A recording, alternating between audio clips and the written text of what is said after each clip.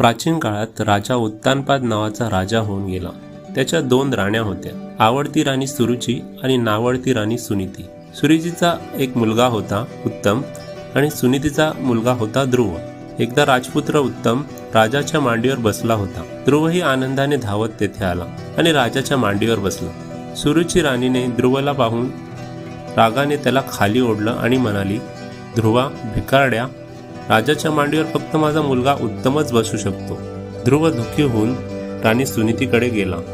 राणी सुनीतीने ध्रुवाला समजावलं की देवाच्या कृपेने आपल्याला सर्व काही मिळतं. त्यामुळे ध्रुवने ठरवले की तो देवाची तपश्चर्या करून अढळ स्थान मिळवेल. ध्रुव जंगलात जाऊन कठोर तपश्चर्या करू लागला. त्याच्या भक्तीने प्रसन्न होऊन भगवान श्रीहरी विष्णू प्रकट होतात आणि विचारतात, बाळा तुला काय हवं आहे?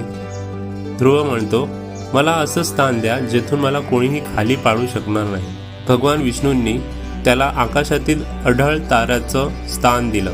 तो आजही ध्रुव तारा म्हणून आकाशात चमकत आहे. ध्रुव बाळाच्या कथेतून आपल्याला शिकायला मिळतं की दृढ निश्चय आणि भक्तीने अढळ स्थान मिळवता येते. अशा प्रकारे ध्रुव बाळाची गोष्ट आपल्याला प्रेरणा देते की श्रद्धा आणि निश्चयाने कोणतीही गोष्ट साध्य करता येते. धन्यवाद.